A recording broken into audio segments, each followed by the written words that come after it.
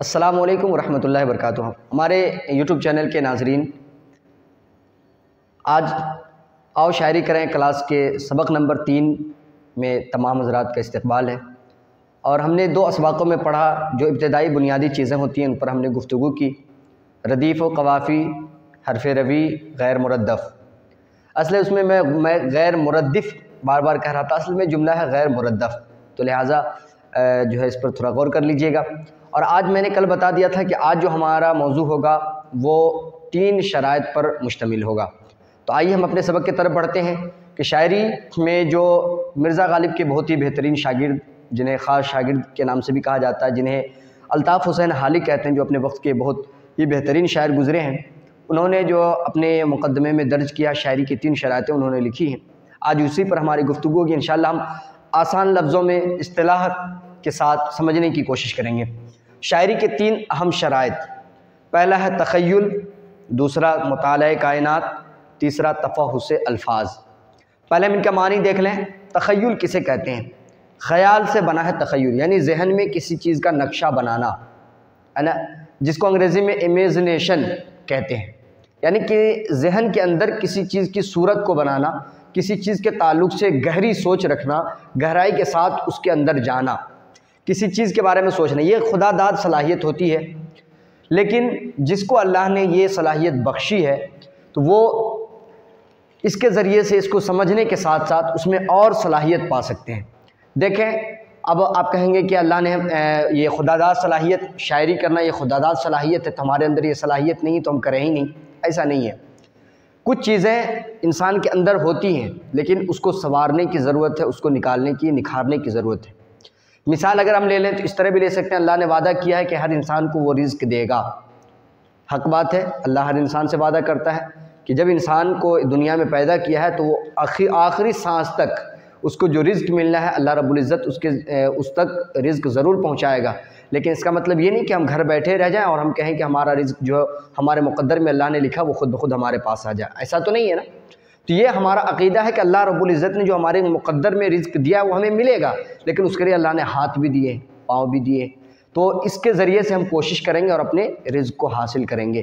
تو اسی طرح جو ہے اللہ نے آپ کے یہ صلاحیت، خدا داد صلاحیت آپ کے اندر ہے یا نہیں ہے، اس کی جانچ، اس کی پڑتال کس طرح کر سکتے ہیں کہ ہم اس پر کوشش کریں، ہم اس پہ قدم رکھیں، ہے نا۔ جب قدم رکھیں گے تو دھیرے دھیرے انشاءاللہ اللہ رب العزت آپ کو جو ہے نا اس میں کوشش کرنے والوں کی کبھی ہار نہیں ہوتی، اللہ رب العزت آپ کو اس میں ضرور جو ہے ہمت دے گا اور آپ کو سمجھ کی توفیق عطا فرمائے گا۔ تو ایسا نہیں ہے کہ بس ہم خود سے فیصلہ کر لیں کہ اللہ نے یہ خدا داد صلاحیت ہے تو اللہ نے یہ صلاحیت نہیں بخشی تو ہم اس پر کیوں وقت ضائع کریں، ایسا نہیں ہے۔ آپ اس پر کوشش کریں، اگر آپ کے اندر وہ صلاحیت ہوگی تو اور نکھر کر سامنے آئے گی۔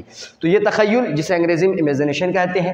مطالعہ کائنات، مطالعہ آپ سمجھ رہے ہیں، کائنات سمجھ رہے ہیں، دنیا کو کہتے ہیں۔ دنیا کا مطالعہ کرنا یعنی دنیا کو دیکھنا، دنیا کو دیکھنا یعنی کہ دنیا میں اللہ نے جتنی بھی چیزیں پیدا کی ہیں، چرند پرند، شجر و حجر، برگ و ثمر، سب چیز کو دیکھنا، لیکن دیکھنے کا نظریہ الگ ہوتا ہے۔ میں انشاءاللہ پہلے ابھی سب کے معنی بتا دیتا ہوں، اس کے بعد میں الطاف حالی کی تحریر پڑھ کے بتا دوں گا۔ پھر تیسرا ہے تفحص الفاظ۔ تفحص کا مطلب ہوتا ہے تلاش کرنا، جستجو کرنا، ڈھونڈنا، ہے نا، یعنی ڈھونڈنا کسی چیز کو، اس کو کہتے ہیں تفحص۔ اور الفاظ کے معنی تو آپ سمجھ رہے ہیں، لفظ کی جمع ہے الفاظ۔ تفحص الفاظ یعنی الفاظ کا ڈھونڈنا، اس کو تلاش کرنا۔ میں الطاف حالی کی وہ تحریر پڑھ کر آپ کو بتاتا ہوں، انہوں نے جو تینوں کی تعریف میں انہوں نے لکھا ہے، ان کی تخیل کی تعریف وہ لکھتے ہیں کہ انگریزی میں اسے امیجنیشن کہتے ہیں۔ کہتے ہیں یہ ایسی صلاحیت ہے جو مشق سے حاصل نہیں ہوتی بلکہ خدا داد صلاحیت ہوتی ہے، لیکن اگر کسی میں یہ صلاحیت ہو تو اسے مطالعہ کے ذریعے بڑھایا جا سکتا ہے۔ حالی نے انگریزی اور عرب ماہرین ادب کی تعریفوں اور اشعاروں کی مثال کے ذریعے قوت متخیلہ کو واضح کرنے کی کوشش کی ہے۔ اور دوسرا ہے مطالعہ کائنات۔ حالی اچھی شاعری کے لیے کائنات کا مطالعہ ضروری قرار دیتے ہیں۔ ہر فنکار کے لیے ضروری ہے کہ وہ خدا کی بنائی ہوئی اس وسیع و عریض کائنات کا مشاہدہ کرے اور مختلف چیزوں سے متحد، غور سے سنیے یہ الفاظ، ان کی ترتیب کتنی بہترین، اور یہ کہنا کیا چاہ رہے ہیں کہ خدا کی بنائی ہوئی اس وسیع و عریض کائنات کا مشاہدہ کرے اور مختلف چیزوں سے متحد اور متحد چیزوں سے مختلف خصوصیتوں کو کائنات سے اخذ کر سکے۔ اخذ کرنا مطلب نکالنا، اسے لینا۔ اور اس مطالعے کے سرمایہ کو اپنے یاد کے خزانے میں رکھے اور وقت ضرورت انہیں اپنی شاعری میں استعمال کرے۔ انشاءاللہ میں جو ہے اصطلاحی طور پر یعنی آسان لفظوں میں سب کو سمجھانے کی کوشش کروں گا۔ اور تفحص الفاظ کے بارے میں لکھتے ہیں، حالی کہتے ہیں کہ شاعری کو بہتر کرنے کے لیے، بہتر بنانے کے لیے کلام میں اچھے الفاظ استعمال کرنا چاہیے۔ جس طرح ایک مصور اپنی تصویر کو خوبصورت بنانے کے لیے بہتر رنگوں کا استعمال کرتا ہے، اسی طرح شاعر کو بھی سوچ سمجھ کر الفاظ استعمال کرنا چاہیے اور پیش کیے گئے خیالات کو کاٹ چھانٹ کر درست کرنا چاہیے۔ اس طرح شاعر کا کام انگوٹھی میں نگینہ جڑنے کا کام ہو جائے۔ تو اب میں اس کو اور آسان طریقے سمجھتے ہیں۔ تخیل آپ نے سمجھ لیا کہ کسی چیز کے تعلق سے سوچنا، اس پر گہری نظر رکھنا کہ اس کے تعلق سے آپ کیا کیا سوچ سکتے ہیں، ٹھیک ہے۔ تخیل تو آپ نے سمجھ لیا، امیجنیشن کو سمجھ لیا آپ نے۔ مطالعہ کائنات کی طرف چلتے ہیں۔ مطالعہ کائنات، اللہ نے پہاڑ کو بنایا، آپ کو پہاڑ کو دیکھنا ہے، چاند و سورج، ہر چیز کو اللہ نے بنایا۔ اب شاعر کا نظریہ الگ ہوتا ہے، نظر سب کی ایک ہے، نظریہ الگ ہوتا ہے۔ اگر عام انسان چاند کو دیکھتا ہے تو وہ کیا کہے گا؟ یہ چاند ہے۔ چاند کا نقشہ آپ جانتے ہیں، چاند کبھی اس طرح کا ہوتا ہے، کبھی پورا گول ہوتا ہے نا۔ تو کوئی اگر دیکھے گا عام انسان، نظر سب کی ایک ہے، تو چاند دیکھے گا تو کہے گا چاند گول ہے، چاند سے روشنی پھوٹ رہی ہے۔ شاعر دیکھتا ہے تو کیا کہتا؟ تو کسی نے گول چاند دیکھا تو شاعر نے کہا یہ روٹی کا ٹکڑا ہے۔ اب بتائیں، یہ شاعر کا نظریہ دیکھیں۔ تو مطالعہ کائنات سے مراد یہی ہے کہ جب آپ دیکھیں دنیا کو تو اپنے ڈھنگ سے دیکھیں کہ دنیا کس طرح کی ہے نا۔ کسی نے اس کو چاند گول دیکھا تو کہا کہ یہ روٹی کا ٹکڑا معلوم ہوتا ہے۔ کسی نے جب آدھے چاند کو دیکھا تو کسی نے کہا یہ ناخن کا قطرن ہے نا۔ تو شاعر کا اپنا اپنا نظریہ ہے۔ تو دنیا کو دیکھنا، کسی شاعر نے پہاڑ کو دیکھا تو کہا یہ اونٹ کی کوہان ہے، اونٹ کے اوپر آپ نے دیکھا ہوگا ایک کوہان نکلی ہوتی ہے، تو کسی نے کہا یہ تو اونٹ کا کوہان ہے نا۔ تو اس طرح نظریہ اپنا اپنا ہوتا ہے۔ تو تفحص الفاظ پھر دیکھ لیں۔ تو تفحص الفاظ میں کیا کہا کہ الفاظ کو نئے طریقے سے ڈھونڈنا، تاکہ اس طرح اپنے شعر کے اندر الفاظ کا استعمال کرنا جس طرح ایک پتھر کی پہلے کوئی حیثیت نہیں تھی، اسی پتھر کو لوگ ٹھوکر میں اڑا دیا کرتے تھے، کوئی اس کی حیثیت نہیں تھی، لیکن جب اس کو نکال کر اس کو سنوارا گیا تو بہت قیمتی ہو گیا۔ پہلے اس کی کوئی حیثیت نہیں تھی، بلکہ لوگ اسے پاؤں کے نیچے دبا کے پاؤں سے ٹھوکر مار کے پھینک دیا کرتے تھے۔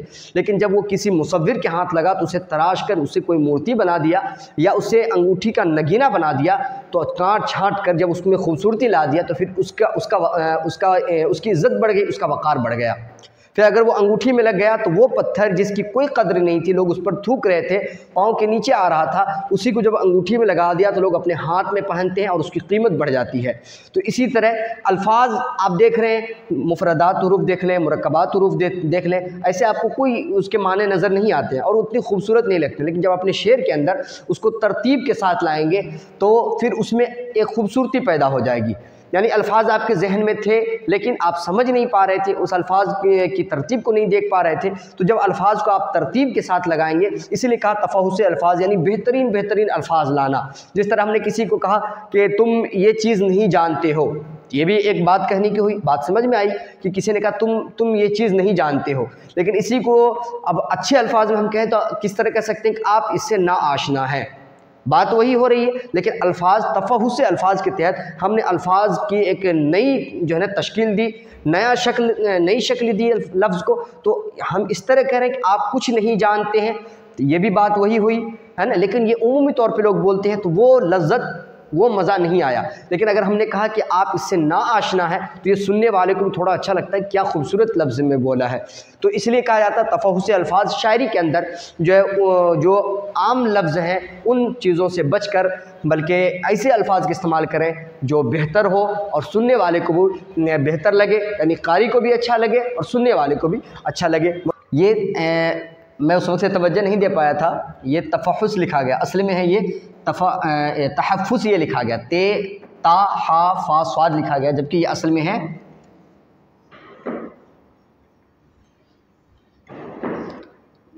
ہے تفحص، تا فا ہا صاد ہے نا۔ تو یہ تھوڑی سی غلطی ہو گئی تھی، اس کے لیے معذرت خواہ ہوں، یہ دھیان نہیں دے پایا، ابھی میری توجہ گئی۔ تو یہ اصل میں تحفظ نہیں بلکہ تفحص ہے، جس کا معنی جستجو اور ڈھونڈنے کے ہے۔ تو یہ آپ نے سمجھ لیا، تینوں چیزوں کو آپ نے آسانی کے ساتھ سمجھ لیا۔ اگر کسی کے سمجھ میں نہ آیا ہو تو آپ کمنٹ کے ذریعے سے پوچھ سکتے ہیں یا ہمیں میسج کر دیجیے گا، انشاءاللہ وقت فرصت آپ کو میں ضرور بتا دوں گا۔ انشاءاللہ ہم اگلے ویڈیو میں پھر ملتے ہیں۔ جو بھی شاعری کے اصول ہیں جو نئی چیزیں ہیں انشاءاللہ اس کے ساتھ انشاءاللہ ہماری آگے کی ویڈیو تشبیہ استعارہ کے تعلق سے ہوگی کہ شعر کے اندر ہم کن کن چیزوں کا استعمال کرتے ہیں اور کتنے اسناد ہوتے ہیں۔ اپنا بہت سارا خیال رکھیے گا، اپنی دعا میں یاد رکھیے گا۔ السلام علیکم ورحمۃ اللہ وبرکاتہ۔